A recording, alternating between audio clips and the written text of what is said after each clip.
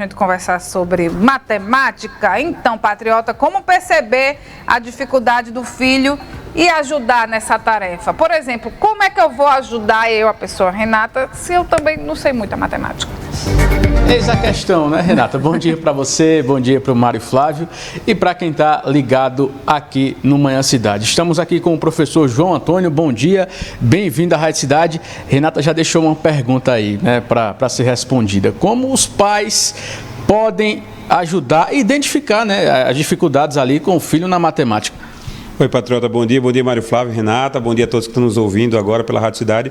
Bom, a Renata botou uma questão muito importante, que é o seguinte: se eu, pai, não sei matemática, não entendo tão bem da matemática, não domino a matéria tão bem, como é que eu posso diagnosticar no meu filho a falta, né, da matemática, a dificuldade na matemática?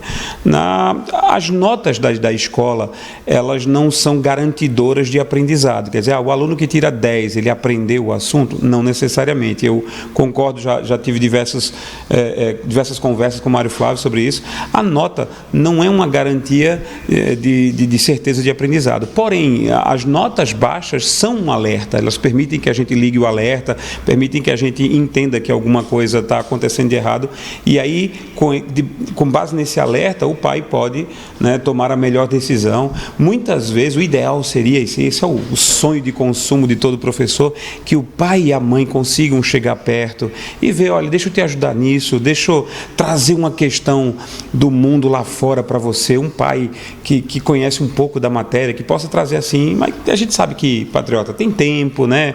Pai trabalha, mãe trabalha, tem que trazer o provento para casa, e aí fica mais complicado poder acompanhar o menino. Eu fico imaginando, né? Imagina, eu vou propor aí para o pessoal, especialmente meus amigos do blog do Mário Flávio, é um prazer estar com vocês nos ouvindo aqui também, mas vê só, vamos propor uma questãozinha assim. Imagina você chegar para o seu filho e dizer assim: meu filho, imagine que um governo ele distribuiu 10 bilhões de reais para a Lei Rouanet, para artistas. E eu tenho que dividir entre 120 milhões de pessoas com fome no Brasil. Dá quanto para cada pessoa? E aí o pai vai lá ensinando a cortar os zeros, né? Ensinando a ver que vai dar mais ou menos 83,3. É importante trazer essas questões do mundo real para o menino, né? Para a atualidade, e ensinar matemática ao menino. Se possível, não só vai ajudá-lo a compreender a matéria, como também vai aproximar o pai da mãe, né? O pai da mãe, da criança, a família vai ficar mais unida quando ela aprende unida. Ou seja, os pais também têm um processo importantíssimo nesse papel de aprendizagem, né? Não ficando só para o professor na escola. E a matemática ainda continua sendo aquele bicho de 7 cabeças na escola, professor? Patriota, infelizmente, a cada edição do PISA, que é o exame internacional que testa 3 matérias específicas: o conhecimento em ciências, o conhecimento na língua pátria e o conhecimento na matemática. Infelizmente, o Brasil vem piorando a cada PISA, né? Vem levando uma pisa a cada PISA, se é que eu posso aproveitar para fazer o trocadilho. A matemática tem sim sido e tem se tornado cada vez mais o bicho-papão. Não porque ela é difícil, mas porque nós temos uma pedagogia que se arrasta há muitos anos, sem o uso de ferramentas novas, professores que não querem se atualizar. Você vê professores hoje dando aula de matemática como deram aula de matemática a mim e a você naquela época. Hoje, os alunos do 6º ano enfrentam a mesma matemática e o mesmo jeito de ensinar matemática que nós enfrentamos na nossa 5ª série. Então, muita coisa precisa mudar. Pais e mães ajudando em casa, fundamental. Pelo menos para detectar, para saber, para perguntar o que é que está. Se eu não posso ajudar fazendo cálculo, se eu não posso ajudar ensinando, porque não tenho didática, pelo menos perguntando: e aí, qual é a dificuldade? O que é que você está achando? Vamos procurar na internet juntos? Vamos procurar no YouTube juntos um vídeo sobre esse assunto, né? Isso faz muito, muito bem para a criança, mas a falta de professores que se qualifiquem, que se atualizem, que tenham o incentivo de melhorar para ver seus alunos realmente aprendendo, isso faz uma falta danada. A reformulação do ensino da matemática, né? Novas metodologias, isso tudo pode contribuir, né? Com certeza. O uso, a inclusão da tecnologia nisso. Hoje você tem programas de computador que auxiliam no ensino da geometria, no ensino das funções, no ensino dos gráficos, que nós não tínhamos na nossa época. Se tivéssemos na nossa época, nós gostaríamos mais de matemática do que provavelmente gostamos hoje.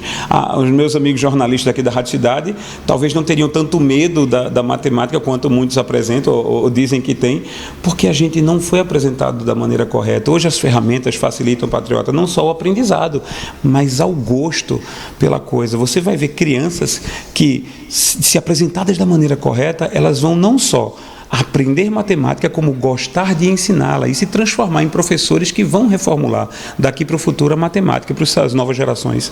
Agora, professor, esse baixo rendimento na matemática também pode estar atrelado a alguns fatores, por exemplo, né, problemas visuais, auditivos, de leitura, algum transtorno. Importante os pais também ficarem ligados nessas questões, né? Sim, sim. Do mesmo jeito como existe uma condição chamada dislexia, que diminui ou atrasa o aprendizado, a capacidade de leitura, né, a troca das letras enquanto se lê, existe um problema igualmente conhecido chamado discalculia.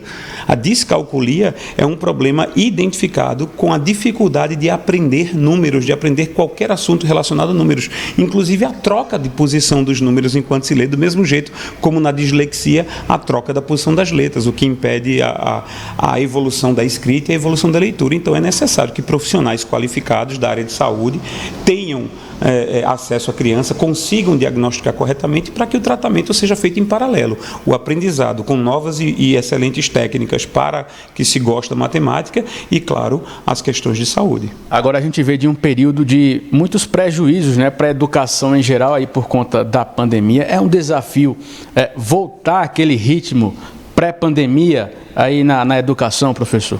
Em toda ela. O que está se sentindo é a pandemia, ela atrapalhou, prejudicou sobremaneira o aprendizado não só da matemática. A leitura foi prejudicada. A leitura sendo prejudicada, qualquer aprendizado é prejudicado.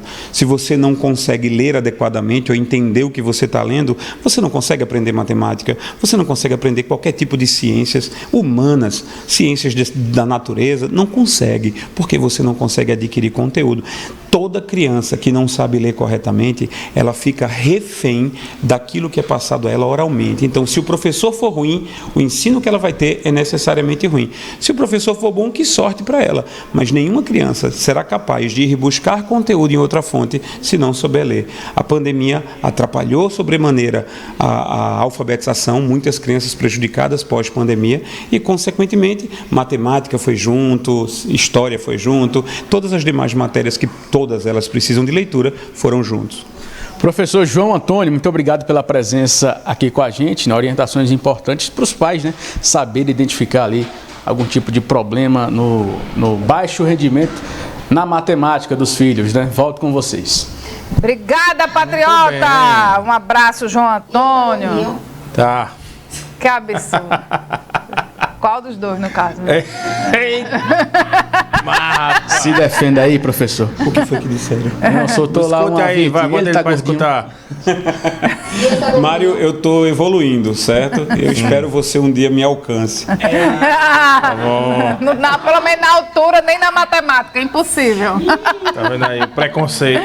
Valeu, João Antônio. Negócio de matemática, eu vou dizer.